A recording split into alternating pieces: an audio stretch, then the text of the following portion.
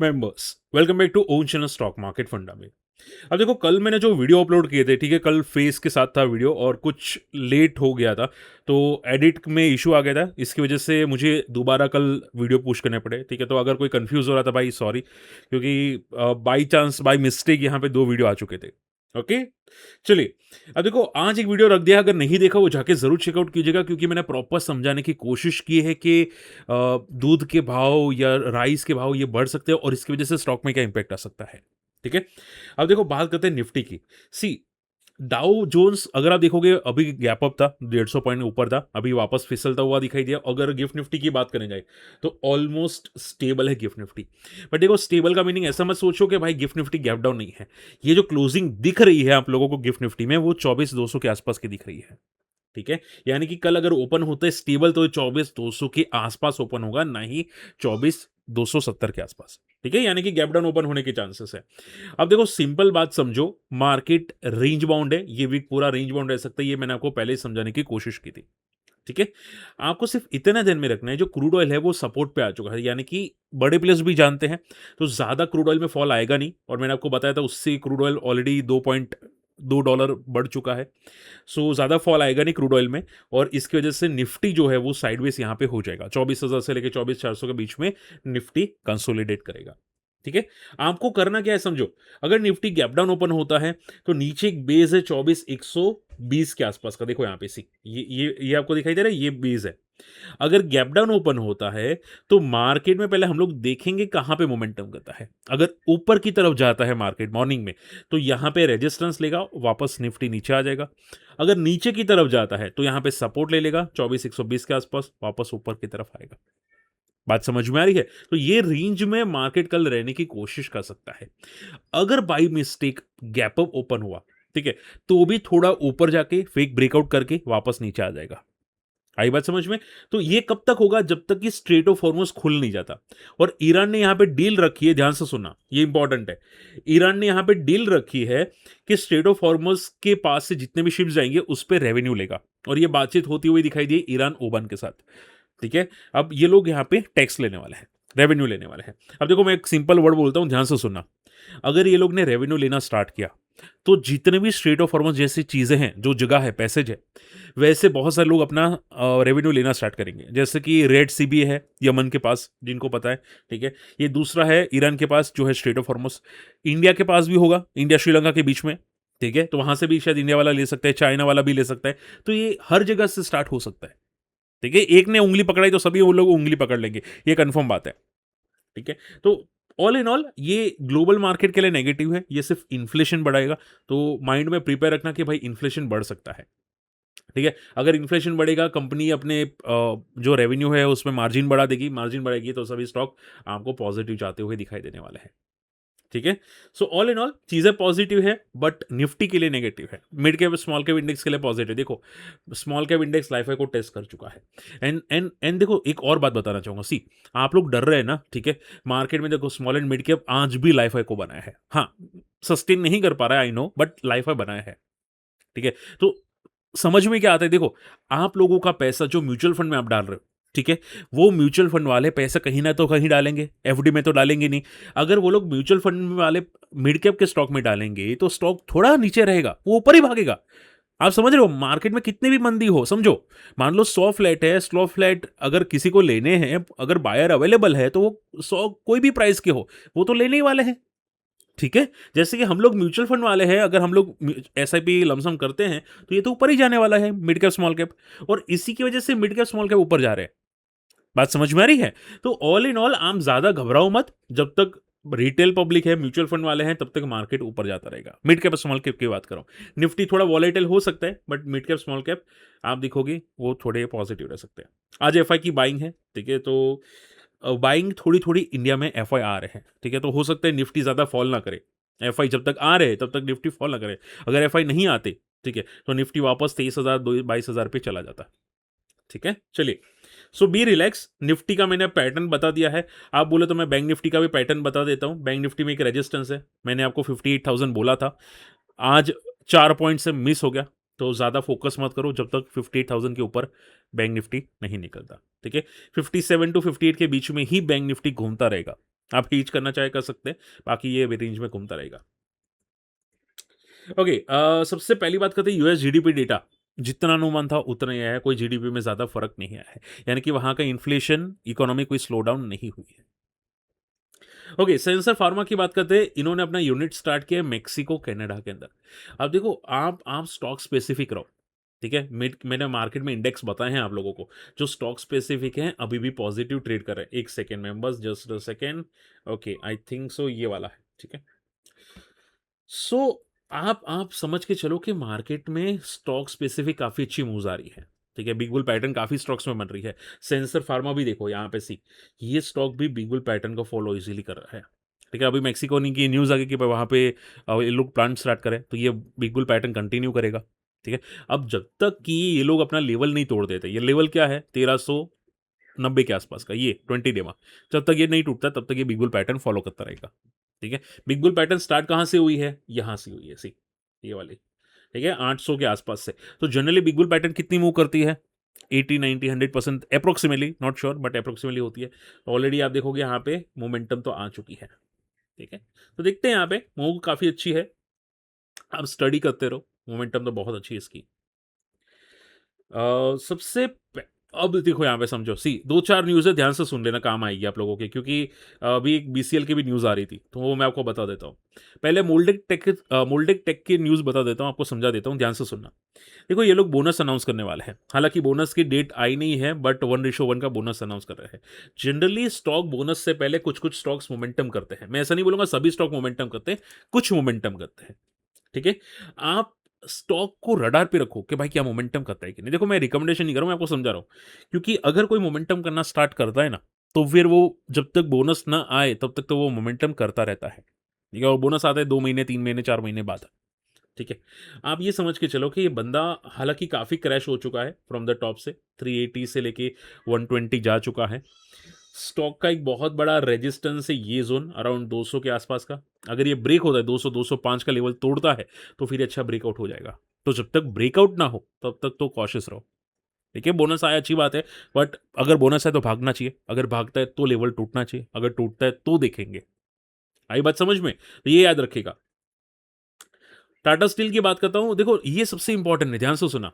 हम लोग बोलते हैं कि सर गवर्नमेंट से कौन लड़ाई करे, बड़ी कंपनीज करती है। देखो, गवर्नमेंट ने नोटिस टेक्स्ट होगा, जीएसटी का टेक्स्ट होगा कि भाई 1700 करोड़ का यहाँ पे टैक्स है। हालांकि इनका टैक्स 900 करोड़ था, बाकी पेनल्टी ठोक दी। अब ये लोग चले गए कोर्ट पे, सुप्रीम कोर्ट को पता नहीं यहाँ पे कुछ दिया होगा कि नहीं दिया होगा। सुप्रीम कोर्ट ने केस ही खारिज कर दिया, केस ही कैंसिल कर दिया कि भाई ऐसा कोई है ही नहीं, जीएसटी आपको देना ही नहीं है। टाटा स्टील को ये बोल दिया, ठीक है? तो टाटा स्टील का 1700 करोड़ बच गया। सोचो, 1700 crore is not small amount, ठीक है? तो अगर गवर्नमेंट की कोई नोटिस आए ना, ज्यादा पैनिक मत करो, ठीक है? उनका भी हल होता है, वकील होते हैं, आप वकील को बात करो, हर चीज़ का सॉल्यूशन होता है, एक बार देखो, ठीक है? बाकी रही बात, न्यूज़ अच्छी है, बट देखो, सी बड़ा स्टॉक होता है ना, तो जल्दी मोमेंटम नहीं करता। अगर अगर 20-30 करोड़ की मार्केट कैप होती ना, तो ये पागल हो जाता, ये 20-20% की सर्किट मार लेता, ठीक है? अभी के लिए इसका सपोर्ट है अराउंड 180 का, यहाँ पे बहुत अच्छा बेस है, ठीक है? जब तक ये इसके ऊपर है तब तक पॉजिटिव है, ओके? अगर कल छोटी-मोटी मूव आती है तो ज़्यादा पॉजिटिव मत रहना, क्योंकि बड़ा स्टॉक है। ओके, बीसीएल इंडस्ट्रीज की बात करते हैं। अब देखो, इनका एक प्लांट बंद था इथेनॉल वाला, आग लगी थी, बट ये रिस्टार्ट हो चुका है। ये 3-4 दिन के अंदर स्टार्ट हो जाएगा, ठीक है? बीसीएल इंडस्ट्रीज, बीसीएल का इथेनॉल प्लांट, सोचो इंडिया में इथेनॉल प्रोड्यूस कर रही है कंपनी, और वो भी तेजी से, ठीक है? तो अगर, माफ कीजिएगा, बीसीएल, मैं इथेनॉल सर्च कर रहा था, बीसीएल, ठीक है?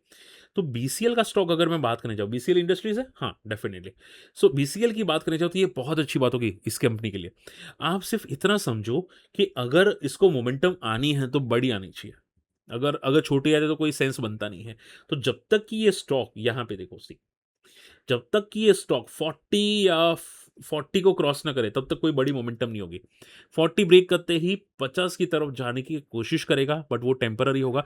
50 पे एक तगड़ा रेजिस्टेंस है, ठीक है? सो बी केयरफुल, ज़्यादा पॉजिटिव मत हो ना, लेवल्स को फोकस करो, क्योंकि देखो लेवल्स इंपॉर्टेंट होते हैं। अगर ब्रेक होता तो ब्रेकआउट होगा, ठीक है? ये निफ्टी जैसा नहीं है कि भाई लिक्विडिटी स्वीप हो गई, अगर लेवल ब्रेक होते तो ब्रेकआउट होगा, ठीक है? चलिए, ओके, ये स्टॉक मुझे बताओ कौन सा स्टॉक है? अब देखो मैं कोई रिकमेंडेशन नहीं है, डेली चार्ट है, एज़ अ डिस्क्लेमर मैंने बीटीएसटी लिया है। स्विंग ट्रेड या बीटीएसटी जो बोल सकते हैं मेरा लेवल आने पे। अब स्टॉक में क्या है पता है कौन-सा सेक्टर है? Chemical sector. नाम में ही केमिकल है। कंपनी के नाम में केमिकल है, ठीक है? तो आप मुझे ये बताओ, देखो सी कितना सिंपल डब्ल्यू पैटर्न बना है, कितना सिंपल डब्ल्यू पैटर्न का ब्रेकआउट, ठीक है? कि आपको क्या लगता है ये भागेगा नहीं? सिंपल आंसर मुझे देना, ठीक है? ये stock big bull pattern follow कर रहा है, 20 डीमा को रिस्पेक्ट करता है, यहाँ पे रिस्पेक्ट किया, यहाँ पे रिस्पेक्ट किया, भागा। आपको क्या लगता है ये गिरेगा? नहीं गिरेगा, ठीक है? अब अगर ये ब्रेकआउट कंटिन्यू कर लेता है, 2, 4, 5% मोमेंटम कर लेता है, तो कितना ईज़ी लेवल्स अचीव हो सकते हैं, सोचो एक बार के लिए। ठीक है? तो मैं बोलता हूँ कभी-कभी निफ्टी ठीक है, बट स्टॉक्स में भी बहुत सारी चीज़ें हो जाती है। मैं भी हाँ, मेरे एसएल हिट होते हैं, बट छोटे वाले एसएल हिट होते हैं। ठीक है? बेनिफिट ज़्यादा मिलता है। ओके? तो आप देखोगे इसने बिग बुल पैटर्न स्टार्ट किया था यहाँ से अराउंड, ये वाले लेवल से स्टार्ट किया था और लगातार ये पॉजिटिव है, लगातार पॉजिटिव है, लगातार पॉजिटिव है। मुझे कब पहली बार पता चला था पता है आप लोगों को? मैं यहाँ पे बताना चाहूँगा, यहाँ पे पता चला था मुझे पहली बार कि बिग बुल पैटर्न फॉलो कर रहा है। ठीक है? उसके बाद देखो कितना अच्छा मूव आ रहा है। ठीक है? और अभी भी ट्रेंड में है, अभी भी ट्रेंड में है। काफ़ी तगड़ा ट्रेंड है और यहाँ पे देखो वॉल्यूम्स भी आए हैं। ठीक है? अब अगर मैं सही रहा, तो ये जितनी हाइट होगी, उतना बड़ा ब्रेकआउट होगा। ठीक है? तो काफ़ी वेल नोन कंपनी है, नाम में केमिकल है, केमिकल सेक्टर का स्टॉक है। ठीक है? और कंपनी अच्छी है डेफ़िनिटली, आप रडार पे रखना चाहे रख सकते हैं, कोई रिकमेंडेशन नहीं है, बट मुझे बताना कि कौन-सी कंपनी है। ठीक है? अगर कंपनी के नाम जानते होंगे, तो आपको पता होगा कि किसके नाम पे पीछे केमिकल आ रहा है। एनीवे फटाफट बात करते हैं, सबसे पहली क्वेरी आ जाती है पैरादीप फॉस्फेट की। सर पैरादीप फॉस्फेट 10% 2 दिन में मोमेंटम किया, बिग बुल पैटर्न फॉलो कर रहा है। ऑफ कोर्स पैटर्न फॉलो कर रहा है, ऑफ कोर्स पैटर्न फॉलो कर रहा है। आपको क्या लगता है नहीं करता? ठीक है? देखो मैं आपको एक चीज़ बताता हूँ पैरादीप फॉस्फेट की। हालाँकि 2 दिन में थोड़ा वर्टिकल गया है, तो हो सकता है सपोर्ट लेने आए, बट पैटर्न फॉलो कर रहा है। ठीक है? सी यहाँ पे समझो। इसने 100 पे सपोर्ट लिया था, ठीक है? मंथली चार्ट पे। इसका एक ब्रेकआउट लेवल था अराउंड 140 के ऊपर, ठीक है? दूसरा ब्रेकआउट था 160 के ऊपर। अगर 160 के ऊपर ये निकला होगा तो ये बहुत बड़ा ब्रेकआउट हम लोग बोल के चल सकते हैं, ठीक है? See Paradeep phosphate, just a second members, just a second. Okay देखो यहाँ पे सी, यहाँ पे 160 का रेजिस्टेंस अगर ये ब्रेक कर चुका होगा, तो इसका अगला रेजिस्टेंस सीधा बैठता है 200 के आसपास का। ठीक है? यहाँ पे एक 200 का रेजिस्टेंस बैठता है। ठीक है? इसने डेली चार्ट के अंदर भी कितना अच्छा मोमेंटम किया, देखो यहाँ पे सी। ये वर्टिकल मोमेंटम था, यहाँ पे फॉल हुआ। अब ये हाइट जैसे ही तोड़ी ना, यहाँ पे ये हाइट तोड़ी ना, ये ब्रेकआउट हो गया था, ऑलरेडी हो गया था 140 पे। ठीक है? 140 पे साइडवेज हुआ, देन बूम। ठीक है? तो 160 भी एक ब्रेकआउट बोल सकते हैं, अगर इसके ऊपर रहा, सस्टेन रहा, ठीक है? तो बहुत अच्छा मोमेंटम ये कर सकता है, तो बोल सकते हैं हम लोग। बट ऐसा मत सोचो कि हर दिन मोमेंटम करेगा, ऐसा मत सोचो, ठीक है? जैसा कि ये स्टॉक सपोर्ट लेने आया था बिग बुल पैटर्न में, यहाँ पे भी सपोर्ट लेने आया था, ठीक है? वैसा ही बिग बुल पैटर्न में भी सपोर्ट लेने आते हैं स्टॉक, आपको पता होना चाहिए। इसके अलावा कौन सा स्टॉक है जो आप लोगों ने पूछा था? पीजी इलेक्ट्रोप्लास्ट, किसी ने बहुत नीचे पूछा था मुझे पीजी इलेक्ट्रोप्लास्ट का। मैं देख लेता हूँ पीजी। देखो सर एक बात बोलो, पीजी इलेक्ट्रोप्लास्ट फंडामेंटली बहुत स्ट्रांग कंपनी है, बट देखो हमेशा इधर को जो फॉल आते हैं ना बड़े वाले डेली चार्ट पे, वो लेवल टूटना चाहिए। अगर वो टूटता है तो एक ब्रेकआउट होगा। वो कहाँ से है? तो क्या 750 से है। तो जब तक 750 ना टूटे ना, तब तक ब्रेकआउट नहीं होगा। फंडामेंटली फाड़ो कंपनी है, बट लेवल टूटना चाहिए। ठीक है? तो जब तक ये नहीं टूटता तब तक कुछ नहीं होगा। एक बार ये टूट गया ना, तो इसका सीधा अगला रेजिस्टेंस 1000 रुपये बनता है। सीधा 1000 रुपये बनता है इसका रेजिस्टेंस। ठीक है? चलिए लेजर पावर किसी ने पूछा था। ठीक है? आई थिंक लेजर पावर पूछा था। नाम पता नहीं किसने पूछा था। कोई अननोन पर्सन ही था। मैं ट्राई करता रहता हूँ अलग-अलग क्वेरीज़ लेने की, ठीक है? बट लेज़र पावर किसी ने पूछा था, तो मैं यहाँ पे कवर कर लेता हूँ। सी लेज़र पावर रिसेंटली लिस्टेड है, ठीक है? इसमें क्या होता है कि जो डे हाई को ब्रेक करता है ना, या लिस्टिंग हाई को ब्रेक करता है ना, वो पॉजिटिव हो जाता है, थोड़े टाइम के लिए। मैं ऐसा नहीं बोलूँ परमानेंट, थोड़े टाइम के लिए पॉजिटिव हो जाता है। अब वो कितना टाइम पॉजिटिव रहता है? जब तक कि लिस्टिंग का हाई को सस्टेन करता है तब तक। ठीक है। मान लो कि डेली चार्ट समझो, ये कोई स्टॉक लिस्ट हुआ, फॉल हुआ, साइडवेज हुआ, फॉल हुआ, साइडवेज हुआ, फॉल हुआ, फिर जैसे ही ये लिस्टिंग का हाई तोड़ देता है डेली चार्ट पे, ये वाला, तो जब तक इसके ऊपर स्टॉक रहता है तब तक पॉजिटिव है। जैसे इसके नीचे गया वापस नेगेटिव स्टॉक होना स्टार्ट हुआ। ठीक है। इसके रिजल्ट्स बहुत अच्छे आ रहे हैं, देखो। ठीक है, लेजर पावर के रिजल्ट्स बहुत अच्छे आ रहे हैं, ग्रोथ आ रही है, स्ट्रॉन्ग ग्रोथ आ रही है। इसका डेट भी ठीक है, अप्रोक्सीमेटली मैनेजेबल डेट है। ठीक है, कंपनी अच्छी है, बट प्रॉब्लम क्या है कि सस्टेन होना चाहिए। ठीक है, अगर सस्टेन होता है तो डेफिनेटली पॉजिटिव होगा। Last not the least, global health किसने पूछा था? ग्लोबल हेल्थ, ग्लोबल हेल्थ, देखो सर जी, सूर्यो जी, बीसीएल मैंने कवर कर दिया है। बीसीएल कोई और होगा तो मुझे बता देना, बीसीएल तो मैंने कवर कर दिया है। रही बात ग्लोबल हेल्थ की, आई थिंक ग्लोबल हेल्थ में भी शायद कोई बिग बुल पैटर्न मैंने देखी है मेजंता के अंदर। इसके अंदर भी बिग बुल पैटर्न दिखे, यहाँ पे से बहुत अच्छा मोमेंटम किया था। ठीक है, हॉस्पिटल सेक्टर का स्टॉक है, और मैंने बहुत बार बताया था कि बेस्ट एवर सेक्टर है। हालांकि गवर्नमेंट के कुछ न्यूज़ आ रहे थे बीच बीच में कि हॉस्पिटल के प्राइस कैप रखेंगे वगैरह वगैरह, बट बहुत अच्छा स्टॉक है। और इसका बहुत अच्छा ब्रेकआउट है इसके ऊपर, देखो यहाँ पे सी ये लेवल 1500 का। तो एक बार 1500 को ब्रेक कर देना, बहुत अच्छा ब्रेकआउट होगा। और मंथली चार्ट पे ये बिग बुल पैटर्न फॉलो करा है, ये याद रखना। तो बहुत फाड़ू स्टॉक है, फंडामेंटली बहुत फाड़ू कंपनी है, बस लेवल रेजिस्टेंस पे है अभी के लिए 1500 के आसपास का। ठीक है, होप आज का वीडियो पसंद है, वीडियो शेयर कर लेना, चैनल सब्सक्राइब कर लेना, और फ्री टू टेलीग्राम में नहीं है, जाके ज्वाइन कर लेना, सपोर्ट कर लेना। मिलते अगली वीडियो में, बाय।